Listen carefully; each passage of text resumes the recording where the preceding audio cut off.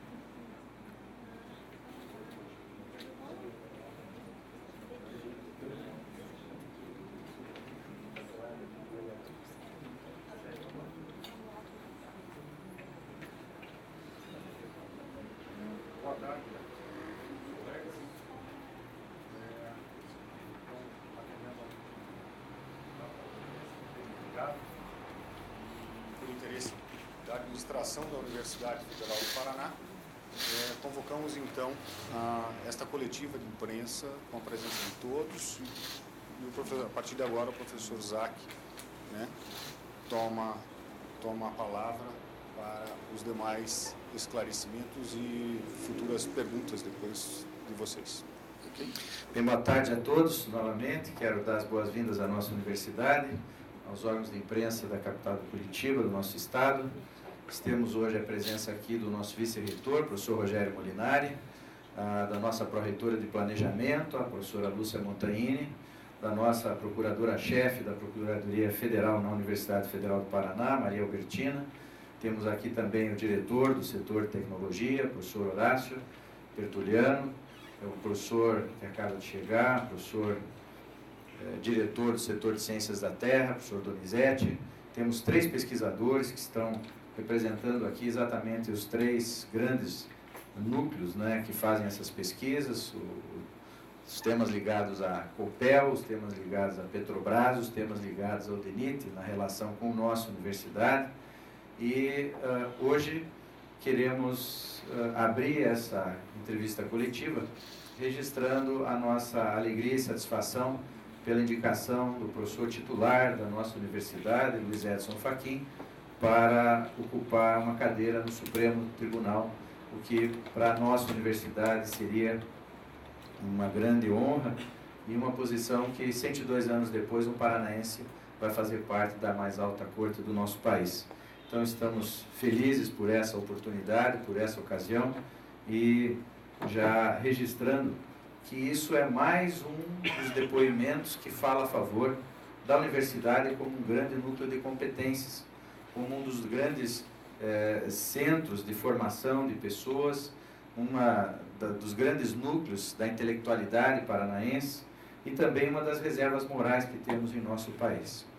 Eu queria dizer que esta coletiva é convocada para esclarecer alguns fatos apontados numa série chamada Universidades S.A., que aqui no estado do Paraná foi conduzida pelo jornal Gazeta do Povo, com mais 4 jornais de grande representatividade nacional, e essas aparentes denúncias, né, que foram colocadas, para nós são interpretadas mais como um certo desconhecimento de algumas das normas de funcionamento da universidade, de alguns aspectos legais, talvez por falta de informações adequadas, mas que nós, como instituição, sempre temos o dever de informar. Estamos aqui como uma instituição pública, prestando contas à sociedade paranaense, para que reste reestabelecida a verdade dos fatos, e não as versões que foram publicadas, preservando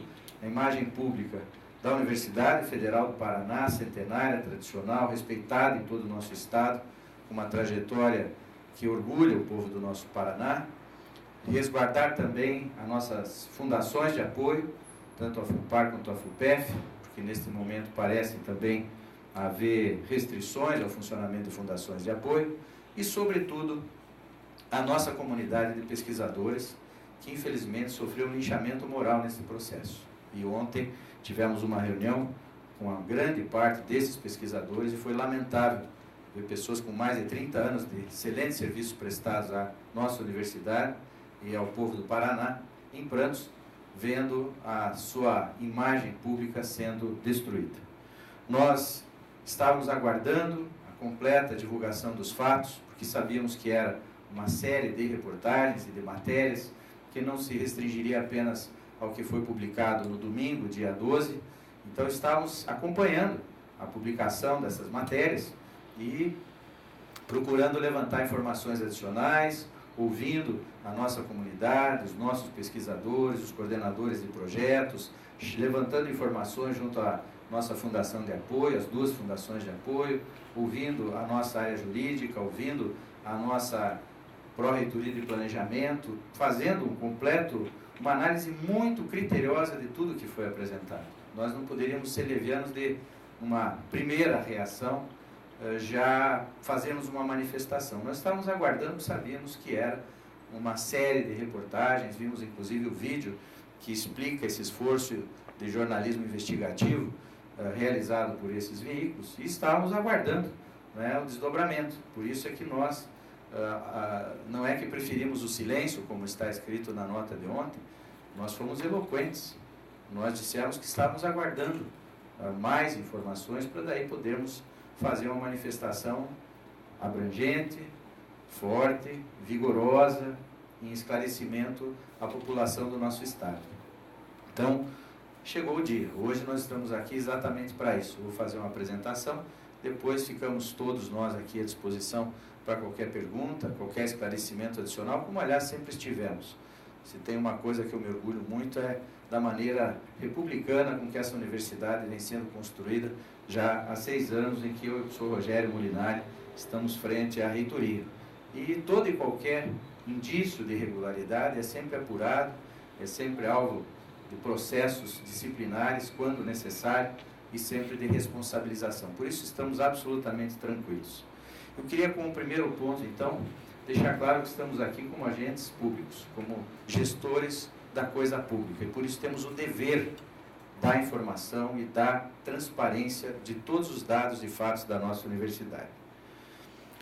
A segunda nota que eu queria dar, e o segundo ponto que eu queria registrar, foi a nossa indignação com relação a esse verdadeiro ataque feito à universidade, à nossa fundação de apoio, de modo indireto a esta gestão e, sobretudo, a nossos colegas pesquisadores. Estamos vivendo um momento muito especial em nosso país. Por uma infeliz coincidência, a divulgação dessas matérias em nível nacional se deu no dia em que havia manifestações populares que indicavam a ânsia dos brasileiros por ética, pelo fim da corrupção, por movimentos aos quais acabamos sendo associados. Porque quando se faz denúncias misturando uma coisa com outra, para ser explícito, não é? Projetos de cooperação técnica de nossa universidade com a Petrobras, né, com órgãos públicos como o DENIT e até com a COPEL, parece que se misturam coisas que não são misturáveis. E é isso que a gente quer deixar muito claro hoje, né? O ataque à honra das pessoas que tiveram sua exposição pública no dia de ontem, né, mais ou menos se misturando aos escândalos recentes ocorridos em nosso país, onde saem listas com nomes, com importâncias, com valores, muitas vezes associados a desvio de recursos públicos, pode criar nos leitores essa falsa percepção. De fato, tudo que está sendo exposto é de conhecimento e domínio público. Nós temos todos os nossos sistemas absolutamente abertos, transparentes, porque é essa maneira que a universidade tem feito ao longo da sua história. Mas fazermos um denuncismo, criarmos uma imagem com manchetes, eu diria, sensacionalistas, né?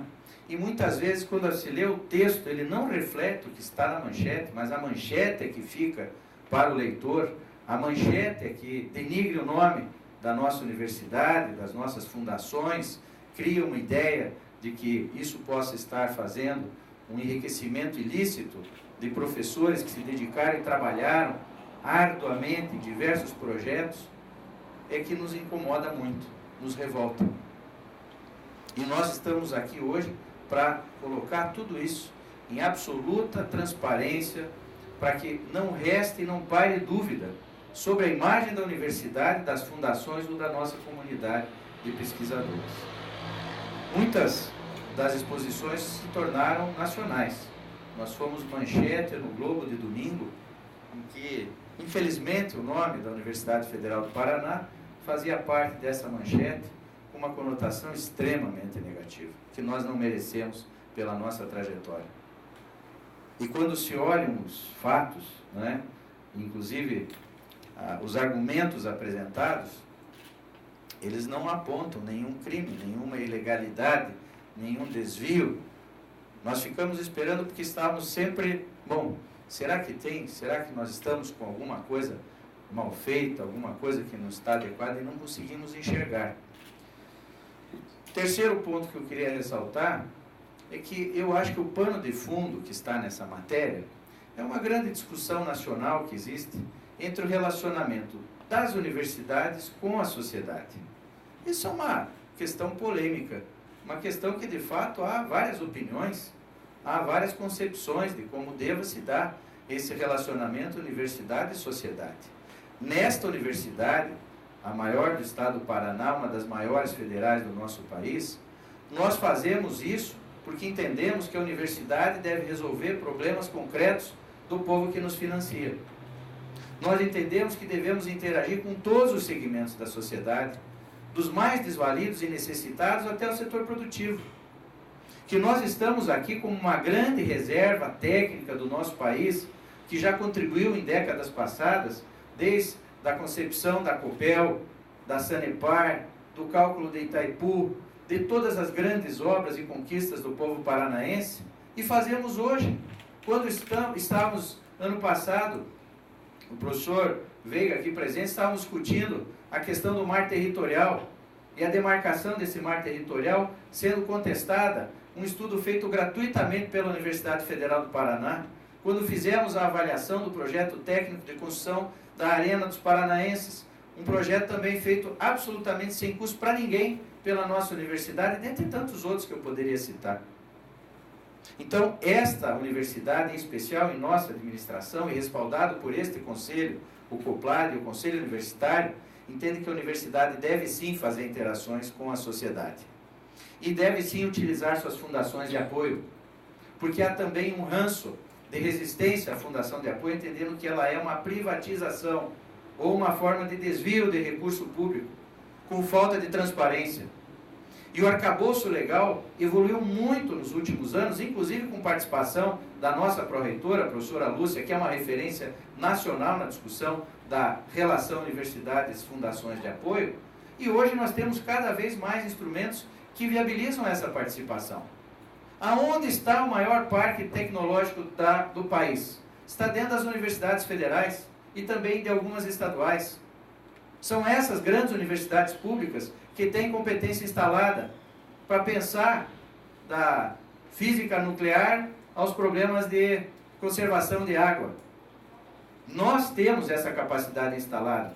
Seria uma desgraça para o Brasil se nós não tivéssemos mecanismos para fazer com que essa capacidade instalada de milhares de doutores, de pessoas muito bem formadas, mestres e doutores, dos nossos pós-graduandos, de cursos de mestrado e doutorado com excelência, reconhecidos pela CAPES, que não pudessem prestar serviços ao país e ao nosso Estado. É isso que nós estamos viabilizando através das fundações de apoio, que às vezes são incompreendidas, que às vezes são execradas injustamente por um ou outro deslize, mas que tem hoje um sistema de controle extremamente cuidadoso. Então, fazemos essa relação universidade e sociedade, usando as fundações de apoio, baseado em alguns princípios. Eu vou citar 4. O primeiro é legalidade. Esta universidade tem uma Procuradoria Federal independente. A doutora Maria Albertina está aqui porque existe a Advocacia Geral da União, que através das Procuradorias Federais designa procuradores para atuarem dentro das universidades. Não é mais a Procuradoria da Universidade Federal do Paraná, é Procuradoria na Universidade Federal. Essa faz uma grande diferença. Os procuradores têm total autonomia para fazer seus pareceres. E aí foi questionado, porque há um parecer divergente e outro, ora, isso é natural, é salutar. Aliás, também foi levantado pareceres divergentes nas instâncias colegiadas, é natural e é salutar. A universidade é o espaço do debate, onde se pode confrontar ideias sem que a gente vire inimigo. Mas sempre essa administração levou a sério a legalidade e a ética. Este é um princípio que não abrimos mão, e não abriremos mão. O outro princípio é a parte de controles contínuos. Nós somos controlados por controles internos e externos. Internamente tem auditoria interna, tem o nosso conselho de curadores, que passa rigorosamente uma análise sobre nossas contas, sobre tudo o que acontece na universidade. É o único conselho da universidade que não é presidido pelo reitor. Aliás, o reitor nem membro é. É o nosso conselho fiscal. Nós temos externamente a Controladoria Geral da União, o Tribunal de Contas da União, e quando necessário o Ministério Público Federal também nos demanda explicações e nos cobra informações sobre tudo o que acontece na universidade. Com justa razão. Temos ainda o controle social, porque aqui tudo é publicado, tudo está nos sites, nos portais, nos nossos sistemas de controle, inclusive o SIGERE. Então, nós temos um controle contínuo das nossas atividades. Nós temos ainda o controle dos parceiros. Qualquer recurso que vem para cá, ele é controlado do lado de quem concede e de quem utiliza. Então, também há um controle rigoroso por parte dos nossos parceiros. A outra coisa que está linkada é essa transparência. Nós temos uma grande transparência. Se colocar o CPF de alguém, se sabe os vencimentos, tem o portal da transparência, tem o nosso SIGEA, tem tudo aberto. Nós somos exemplo para outras universidades em termos desse controle social. todas as nossas reuniões de conselho, para quem não sabe, são transmitidas ao vivo pela internet. Então, todos os debates, porque tem gente que é contra e gente que é a favor de determinados princípios, hoje está online. Qualquer cidadão brasileiro pode acompanhar nossas reuniões em tempo real pela internet, para dizer se o reitor está atropelando ou tratorando alguma decisão, que não é a nossa prática. E por fim, as decisões colegiadas. Eu queria reforçar, para quem às vezes não entende bem a estrutura da universidade, a nossa universidade, afora a administração central, que são as pró-reitorias, ela é dividida em setores. Nós chamamos de setores, o que era antigamente chamado de faculdades. Essas faculdades, por sua vez, são divididas em departamentos. Então, um professor que tem um projeto e queira buscar um recurso lá da Copel, por exemplo, para financiar uma pesquisa, ele tem que primeiro submeter esse projeto lá no seu departamento.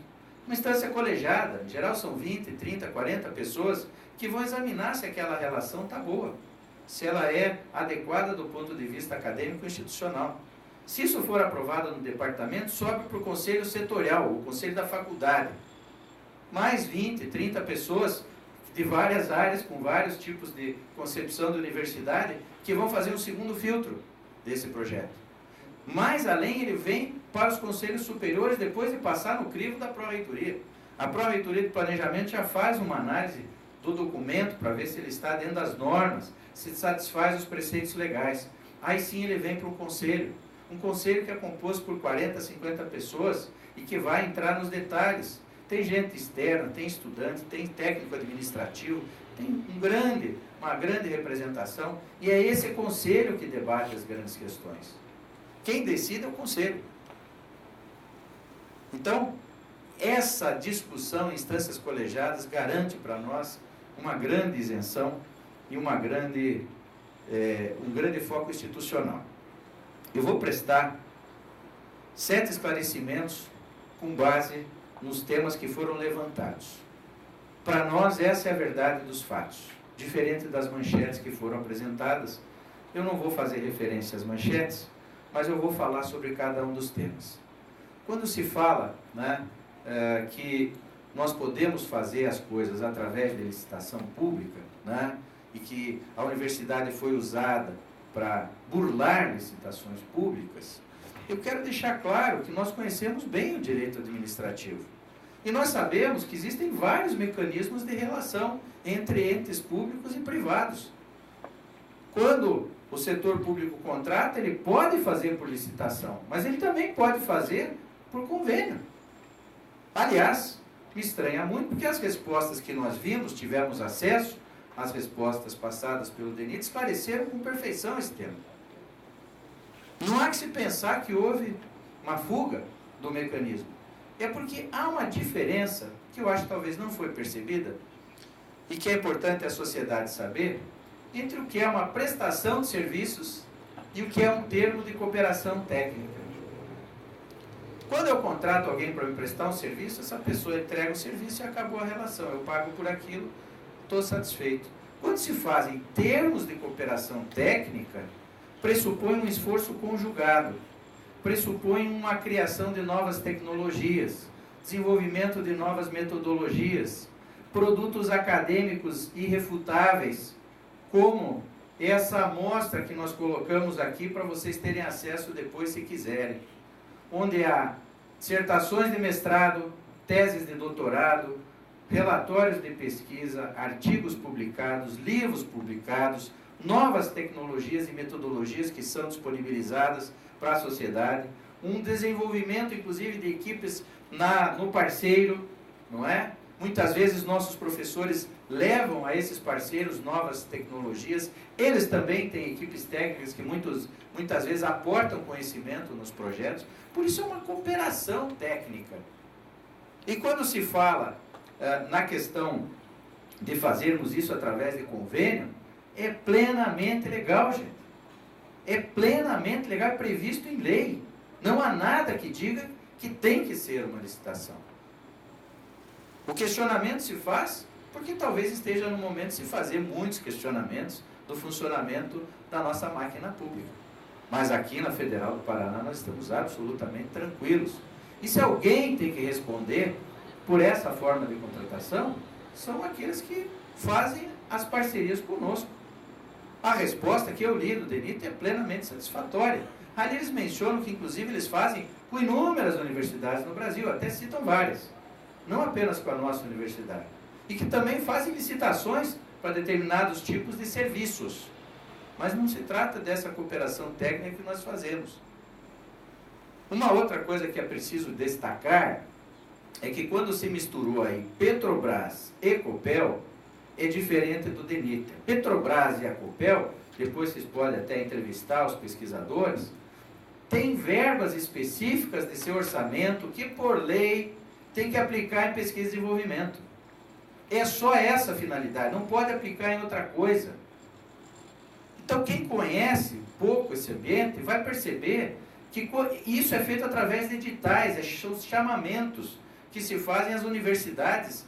Nós, a tecnológica, as estaduais, vamos disputar esses recursos para trazer para os nossos laboratórios, para comprar mais equipamentos, para melhorar as nossas condições de infraestrutura de pesquisa. São recursos de pesquisa e desenvolvimento que são disputados. E aí eles vêm para nós através dessas descentralizações. Não dá para fazer licitação para isso, porque não é a modalidade adequada, simplesmente por isso. Tá?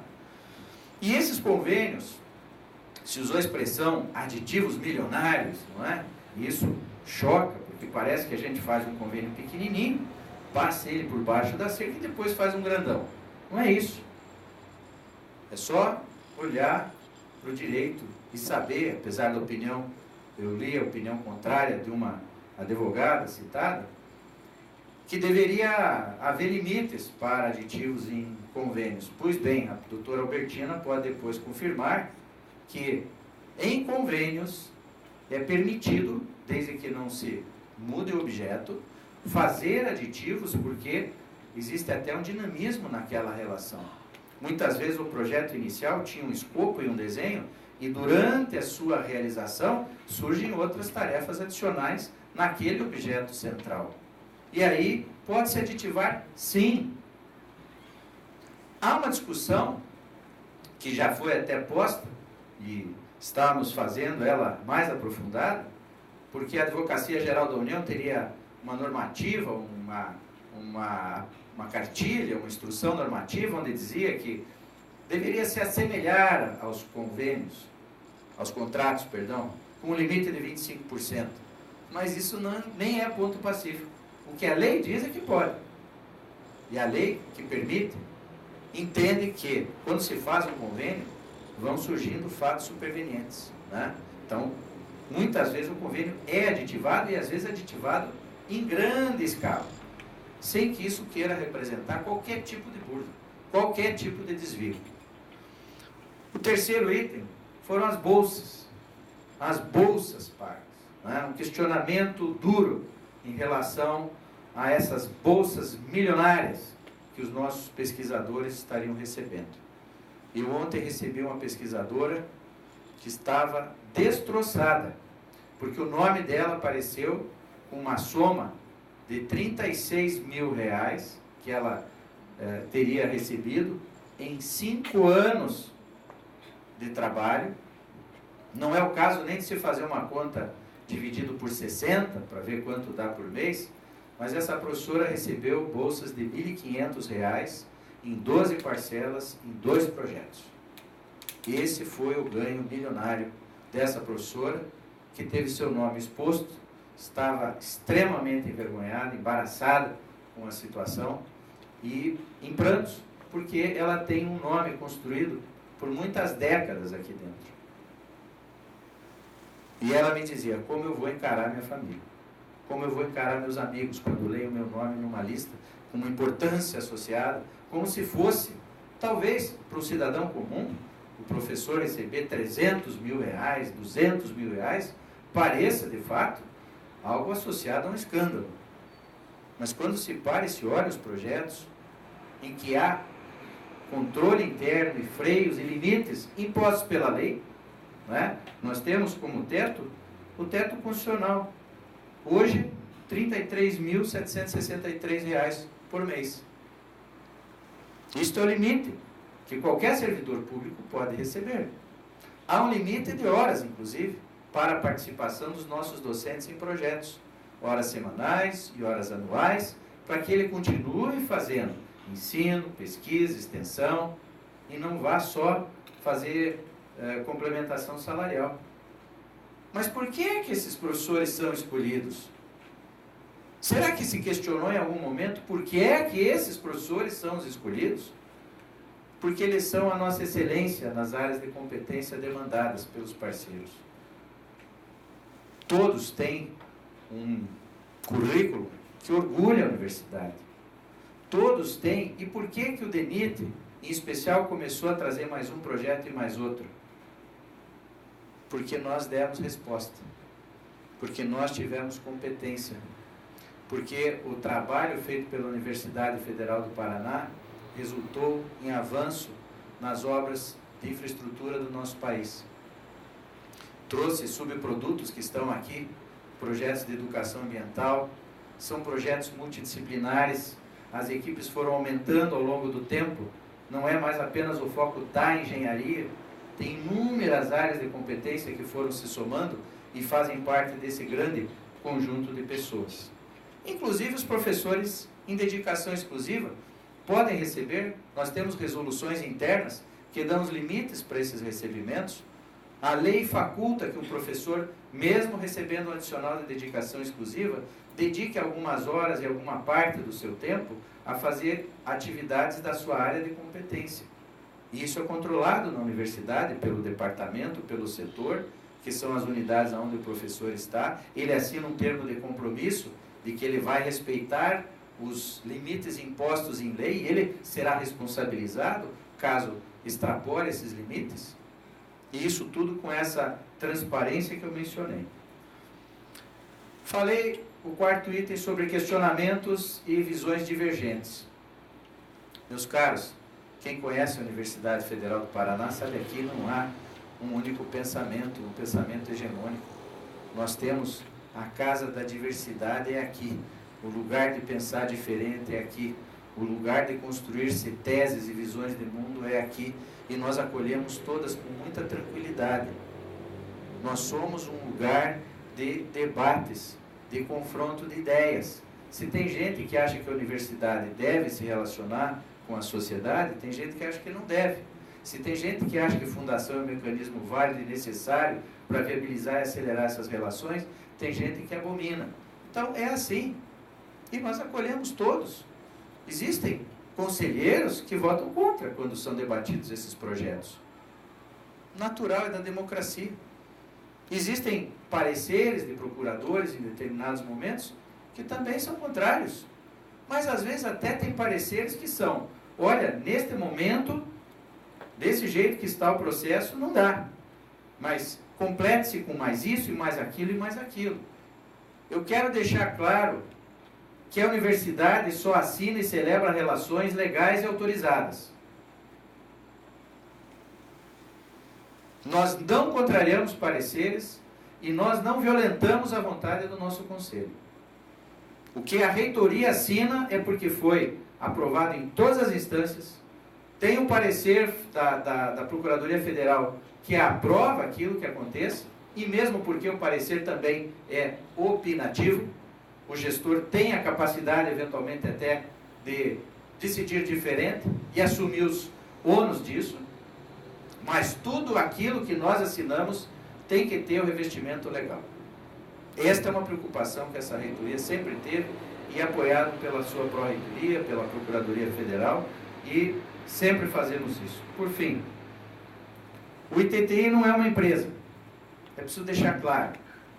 Como vocês que estão mais habituados a vir à nossa universidade e cobrir nossas matérias, às vezes a gente diz assim, olha, vai ser lá no setor de ciências da terra.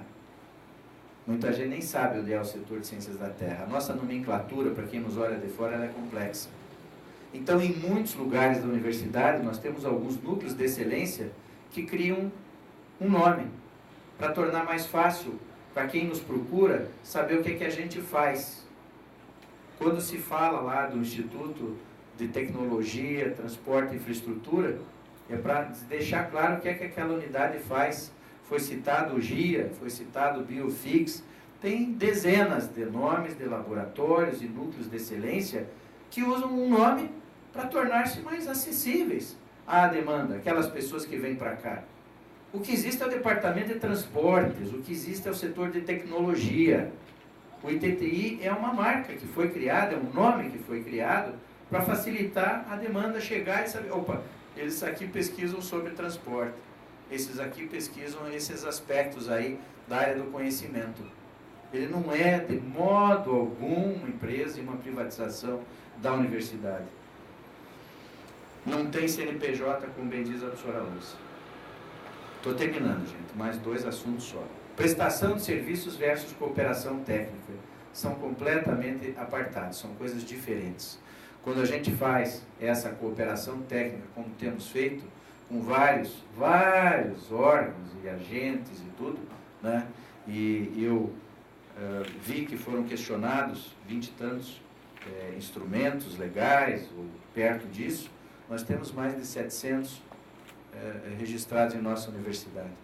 Então, isso mostra que o controle funciona, que a cooperação técnica gera grandes produtos para a área acadêmica e para o país. Foi citado a questão do parque, nós não podemos esquecer que estamos precisando mais infraestrutura no país. E quando se discute um novo ramal ferroviário para fazer o acesso melhorar ao Porto de Paranaguá, chama a universidade para discutir. Isso é um problema do estado do Paraná. Quem não sabe o gargalo de infraestrutura que nós temos? E aí quando se pensa, bom, precisamos de ajuda, onde vão buscar? Na universidade. Nós temos hoje 6 secretários municipais em Curitiba dos nossos quadros. Nós tivemos até pouco o nosso vice-governador Flávio Arnes, professor da casa. Nós temos inúmeras pessoas da universidade que hoje servem ao país em várias áreas do conhecimento, em vários locais. Nós somos, de fato, esse núcleo de competência. Então, fazer cooperação técnica é com a gente mesmo. Mas nós não participamos de licitação. Nós não vamos disputar licitação. Não é a natureza desta universidade. Essa universidade quer fazer parte de acordos de cooperação técnica. Recebe por descentralização o recurso vem, entra no nosso orçamento, depois é feito um convênio com a Fundação de Apoio, tudo aprovado em todas as instâncias, com toda a transparência, com toda a legalidade. Portanto, essa é a maneira como nós temos nos relacionado. E, por fim, eu queria fazer só mais essa observação. Foi falado sobre um termo absolutamente equivocado, diga-se de passagem, absolutamente equivocado, a questão de terceirização. O que a universidade faz em muitos desses projetos é contratação de atividades de apoio ou de atividades complementares.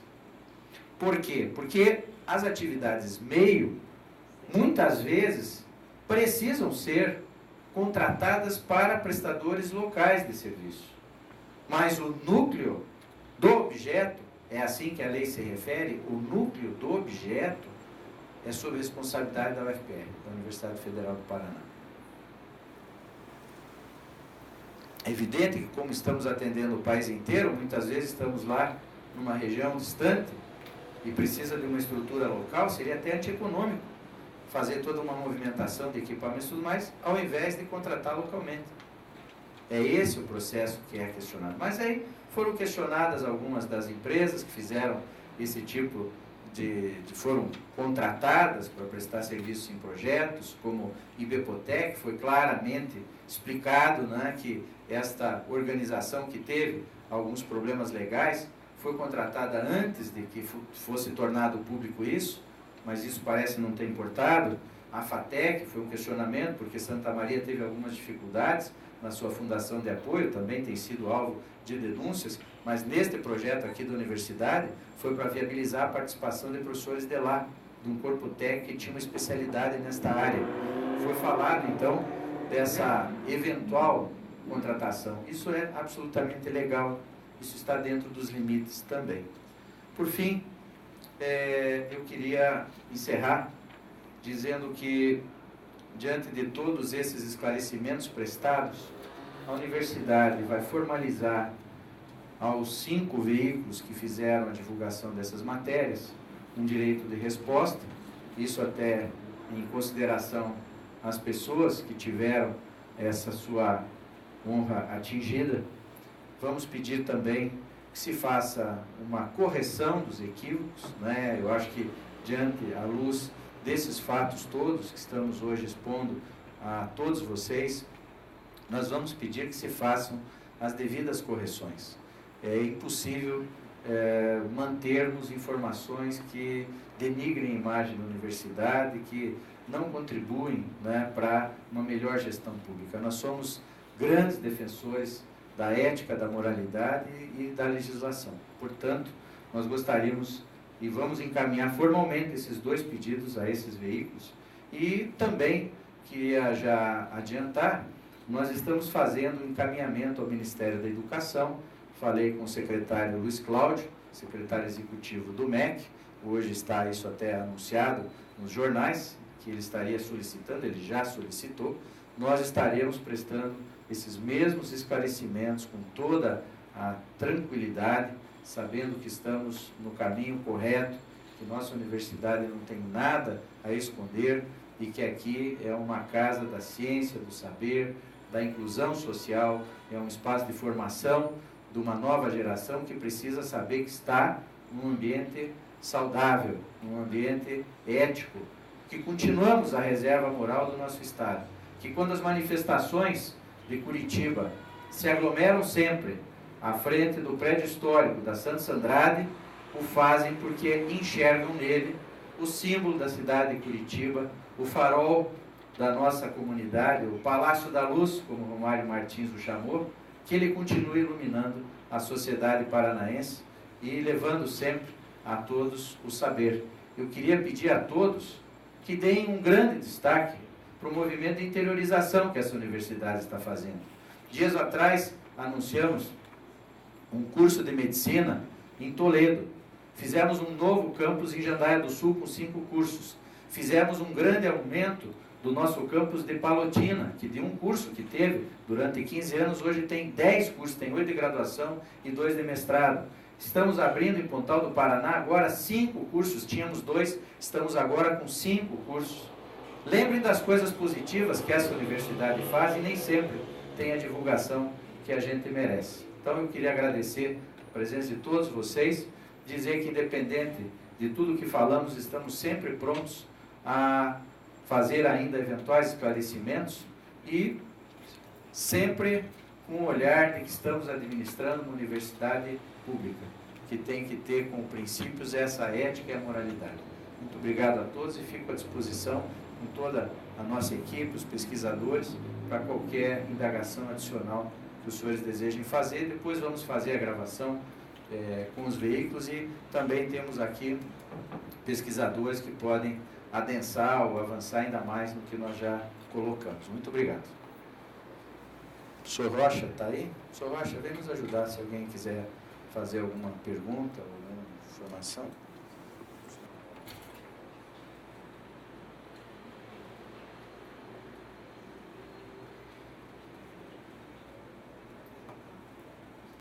Eu vou pedir a todos os colegas que quiserem fazer a interpelação, por favor, usem os microfones das mesas. Dessa forma, é claro, todos podem ouvir e é mais fácil para todos. Tá ok? Então, estão abertos aí para a interpelação. Só apertar o botão vermelho ali. Professor, boa tarde. Boa tarde. O senhor disse que está bastante tranquilo com relação aos esclarecimentos que o MEC demandou. Com relação a eventuais pedidos do Tribunal de Contas da União, Ministério Público Federal, o senhor também está bastante tranquilo com relação a isso? Como é que a universidade está trabalhando com essa possibilidade? Felipe, veja, nós estamos há 6 anos na gestão da universidade e a cada ano nós recebemos a visita da Controladoria Geral da União. E a Controladoria passa um pente fino em todas as nossas atividades, a cada ano tem um foco de análise, também já passou pela questão da relação com as fundações de apoio, e nós estamos muito serenos porque nós temos um diálogo extremamente construtivo com a Controladoria Geral da União e também com o Tribunal de Contas. Quando o Tribunal de Contas tem alguma matéria sob exame, nós vamos lá, prestamos esclarecimento, dialogamos com os ministros relatores, apresentamos as nossas razões, os nossos documentos e, evidentemente, é dever de ofício de qualquer servidor público, mas em especial do reitor, do vice-reitor, apurar qualquer indício de irregularidade. Se houver qualquer indício de irregularidade, faremos uma apuração imediata, como temos feito. A universidade, nesse nosso período, tem tido, né, um comportamento exemplar, no sentido de cumprir as leis, de dialogar com esses órgãos de controle. Muitas vezes até nós procuramos aqui o Tribunal de Contas. Aliás, para aqueles que não sabem, assim que estava já como reitor eleito e já empossado no cargo, a primeira visita oficial que eu fiz foi a CSEX TCU Paraná. Eu fui visitar à época o Dr. Rafael com a nossa equipe, para deixar claro que nós estávamos agora num novo momento e que nós queríamos uma orientação. Muitas vezes nós submetemos consultas, né? Inclusive essa questão de relação com a fundação, porque houve um período em que havia uma certa nebulosidade nas informações do que podia, o que não podia, e ao longo desses últimos 3 anos, eu diria, avançou-se muito, Felipe, na normatização dessas relações entre a universidade e as fundações de apoio. Ficou mais claro os limites do que pode, o que não pode.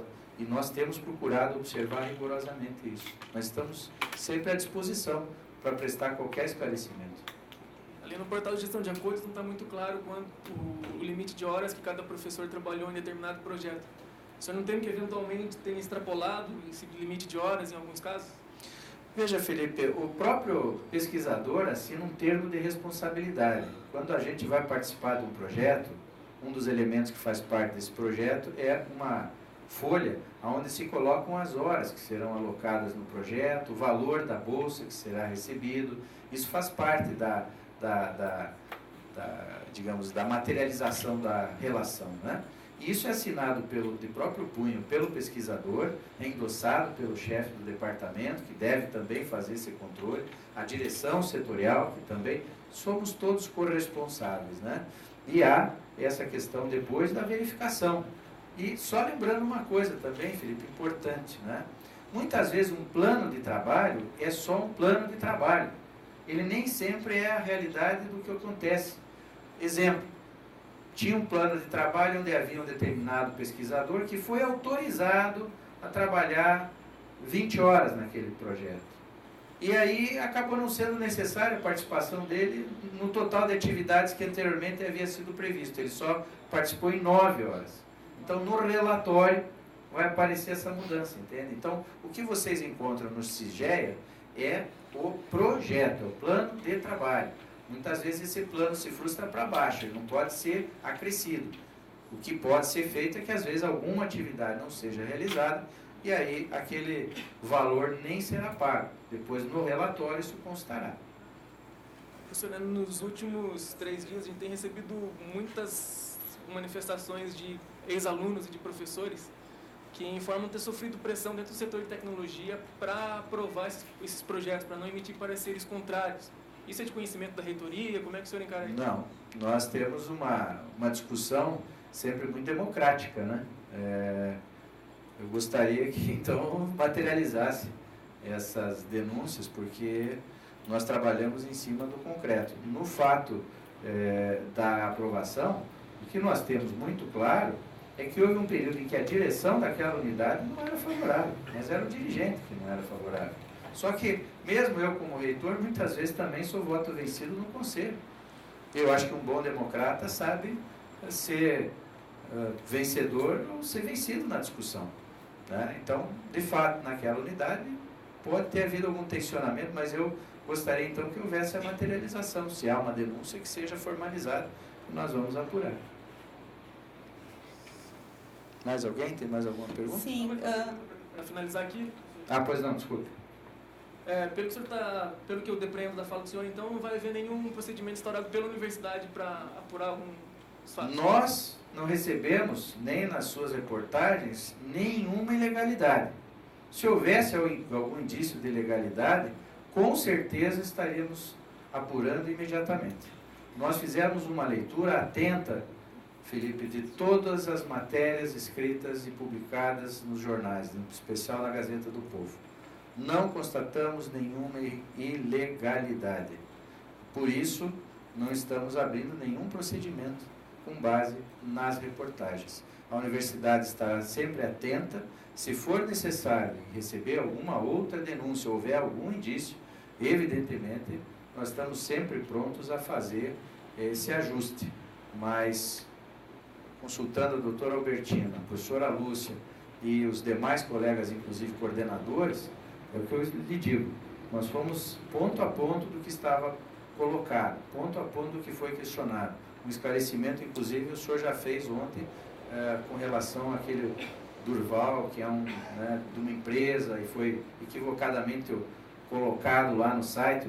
O site talvez quis representar um grande corpo técnico, então o acrescentou, mas eu acho que isso está bem explicado. Essas pessoas não fazem parte do quadro da universidade, né? Então, fazem parte de uma reserva técnica, digamos assim, que atua em projetos. Mas, nesse caso, nós estamos tranquilos porque, de fato, não vimos irregularidade. Os valores e montantes recebidos são checados permanentemente. Então, no nosso entender, não é necessário instaurar nenhum procedimento neste momento. Boa tarde, reitor. Boa tarde. Aproveitando tirar uma dúvida, essas reportagens... Por favor, só podia dizer. Ok. Se identificar, por favor. Eu sou a Rafaela Moron, da RIC TV. Boa tarde. Boa tarde. É uma dúvida a respeito de uma informação que foi citada nesse esforço de reportagem dos jornais a respeito de um possível questionamento que já existiria por parte da Procuradoria Federal, na UFPR, e também do Conselho Universitário a respeito da concessão das bolsas e da metodologia com as quais elas são cedidas. Isso, então eu vou te explicar. Na verdade, o que foi é que durante a discussão do processo, há um parecer de uma procuradora, que depois tem um outro parecer, o Dr. Malisca, que era o procurador-chefe, fazendo alguns questionamentos. Eu acho que falei, o parecer desta procuradora, ele é um parecer parcial, durante a construção do processo. Então, só para ficar claro, muitas vezes o processo passa pelo crivo da pró-reitoria, sobe para a análise da Procuradoria Federal. A Procuradoria pode detectar alguma dificuldade, algum documento que não está adequado, algum pré-requisito que não foi satisfeito, e ela aponta e diz assim, olha, nessas condições não pode ser assinado. Só que aí esse processo volta, vai à unidade, a unidade faz uma nova instrução, e aí ele volta para um parecer definitivo. Então, este é uma situação que ocorreu. Com relação ao Dr. Malisca, não sei, doutora Albertina, a senhora quer prestar algum esclarecimento sobre aquele parecer do Dr. Malisca? Mas, enfim, ele é... Não dá para discutir o parecer, porque os pareceres da Procuradoria Federal, eles são fundamentados na jurisprudência, na legislação, na doutrina, e ali é um pedaço de um parecer. Cada parecer tem 50, 60, às vezes até 100 parágrafos, 100 itens. E ali é um pedaço que interessou alguém. Então eu não posso tratar de um parecer sobre um parágrafo citado, lamentavelmente. Mas só para deixar muito claro para você, sobre o parecer no Conselho, de fato, como eu te disse, havia, durante aquela discussão, em especial do primeiro, quando veio a primeira relação, havia uma dúvida, havia um temor. Será que isso vai, de alguma forma, prostituir a universidade? Será que essa relação pode ser... Então, até bate a questão, como eu te falei, de visão de universidade. Tem pessoas que são totalmente contra esse tipo de relação. Ele expressou isso no parecer e fez uma série de questionamentos. Ocorre que os pareceres de um relator podem ser derrubados por um parecer de vistas, ou podem não ser aprovados pela totalidade dos membros do Conselho. É o caso. Então, como eu te falei, o tempo do debate é aqui, é nessa sala que se dá. A gente debate, esclarece, pede vistas, não concordo, quero ver melhor, quero mais esclarecimentos do processo. Só é assinado depois que se vota. E às vezes a votação aqui é com divergência, né?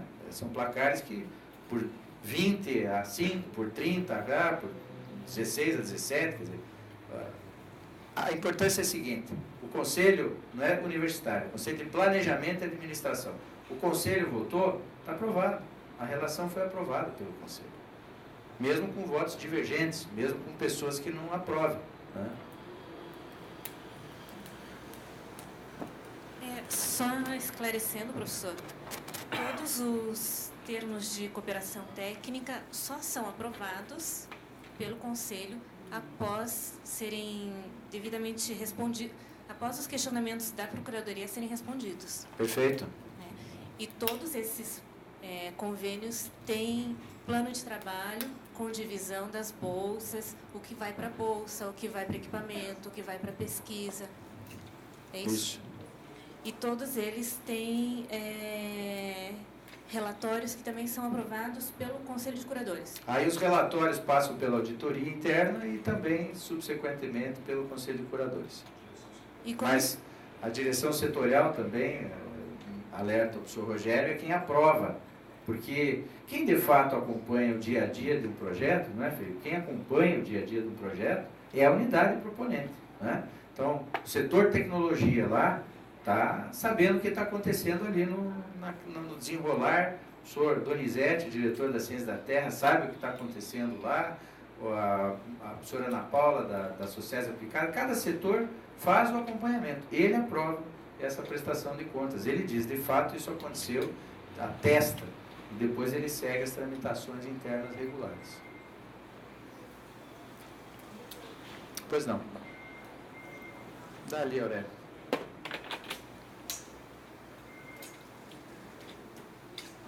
Boa tarde, eu sou a Paola da RQC.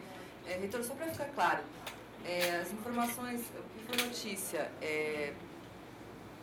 as informações estão corretas. O que não acontece é que não há ilegalidade nesses convênios e nem no montante. Desculpa, teu nome?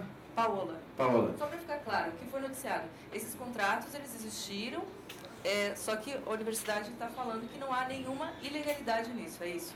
Perfeitamente. Só que o que causou, né, eu acho que essa celeuma toda, é a maneira como a informação foi colocada, né, fazendo uma ilação de que isso estaria associado a desvios de recurso público, né, porque driblar licitações, evitar, pagar bolsas milionárias, aditivos milionários, tudo construindo uma imagem de que há ilegalidades, de que há comportamento não ético das pessoas, expondo os nossos pesquisadores como se fossem beneficiários de algum esquema, não é? É isso que não pode ficar. É essa imagem que a universidade não vai aceitar que se construa, de uma organização que dá guarida a qualquer tipo de falcatrua ou de desvio de recurso público. Isso não pode, essa mancha, nós não vamos deixar que se colhe a imagem da Universidade Federal do Paraná, de modo algum.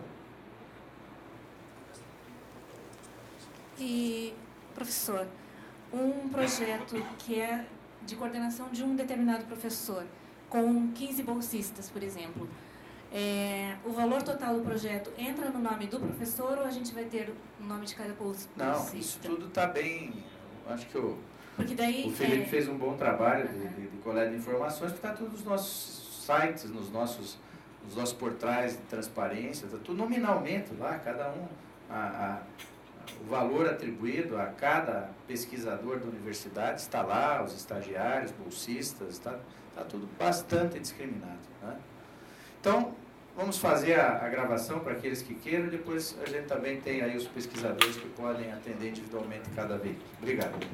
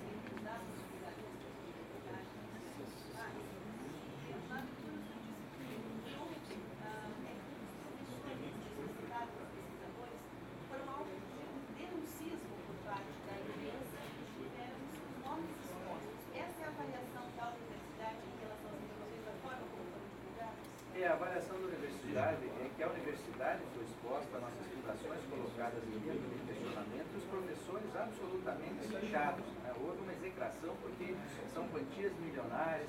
Na verdade, tudo que a universidade tem feito na relação com a sociedade é atender demandas concretas. Nós somos procurados por órgãos públicos, por empresas públicas, porque temos aqui uma grande excelência acadêmica. Nós temos milhares de mestres, doutores, nossos alunos de graduação, de pós-graduação, são todos grandes agentes de transformação social. Aqui nós temos área de excelência em praticamente todos os setores do conhecimento. Eles nos procuram, estabelecemos dentro da lei termos de cooperação, são previstos em lei, são formas válidas e legais de relacionamento, legítimas de relacionamento. Fazemos isso tudo passando em todas as instâncias, com um crivo legal muito cuidadoso, e fazemos sim uma retribuição a esses professores que recebem bolsas pelo seu trabalho. Eles não podem ser confundidos com nenhum tipo desses desvios de recursos que hoje estão sendo execrados por toda a população brasileira. Nós somos da legalidade, nós somos uma universidade, uma reserva ética do nosso país. Não podemos permitir que se confundam as coisas. Reitor, a universidade não vai abrir torneio para os dirigentes para investigar ou para analisar todas as denúncias? Não há nenhuma ilegalidade. Todos os comportamentos que foram apontados nas reportagens foram analisados criteriosamente pela nossa equipe, pela nossa área Procuradoria Federal, nossa Pró-Reitoria de Planejamento, as fundações de apoio. Nós estamos sempre vigilantes e monitorando todas as ações da universidade. Evidente que se tiver alguma coisa equivocada, nós faremos a apuração imediata. Mas no material que foi apresentado nessa série de reportagens, não há nenhuma ilegalidade.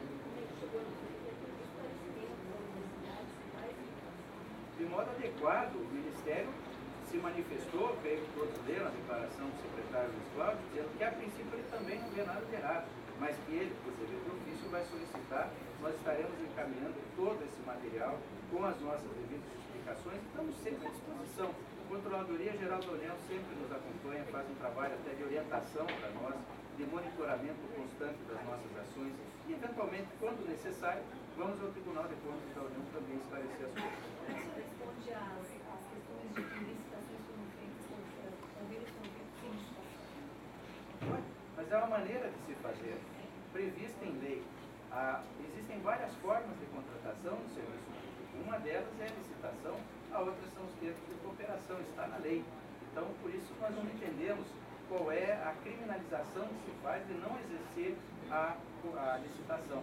Quando há uma cooperação técnica, é claramente o caso dessas nossas relações, onde se produzem projetos de pesquisa, dissertações de mestrado, teses de doutorado, um monte de trabalhos acadêmicos, artigos publicados, livros publicados. É evidente que não é uma mera prestação de serviço, é uma cooperação técnica e é prevista em lei totalmente transparente na sua relação.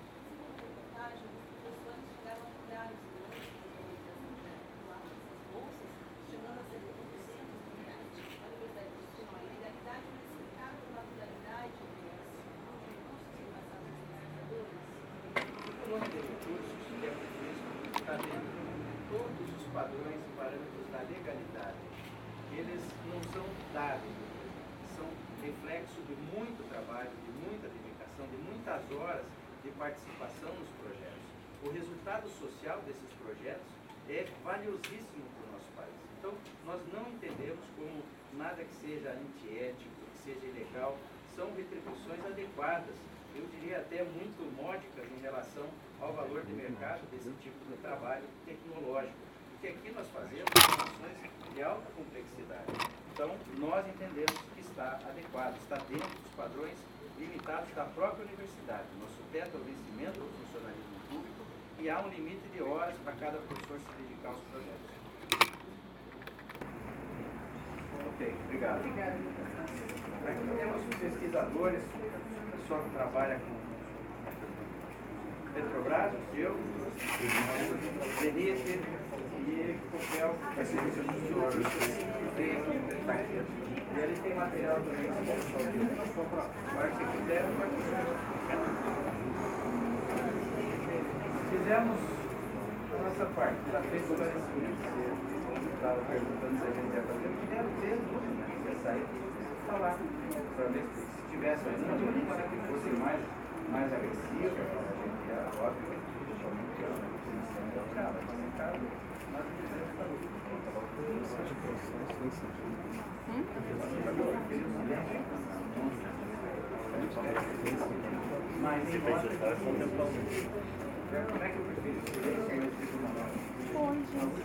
Oi, eu acompanho aqui. Enchi de poesia relevante.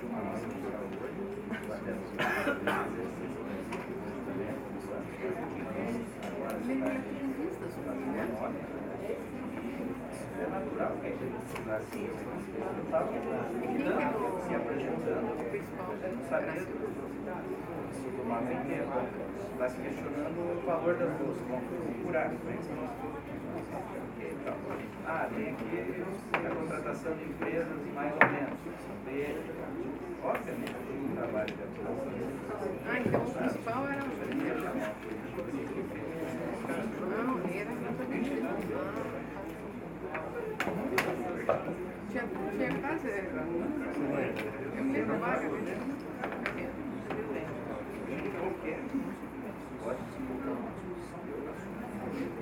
Nosso cabelo De fazer a apuração de qualquer situação que tem hoje na eu falei, o que você apresentou? Ah, você nem foi assinado?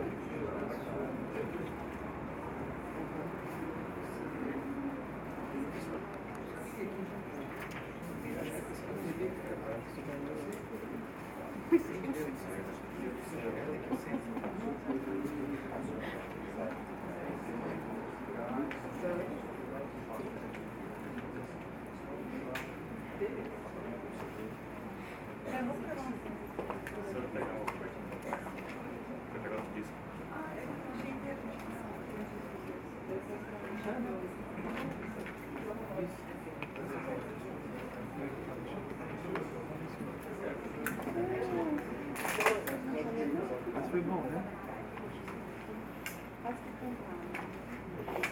Muito obrigada. Carioca. Para mim tá bom.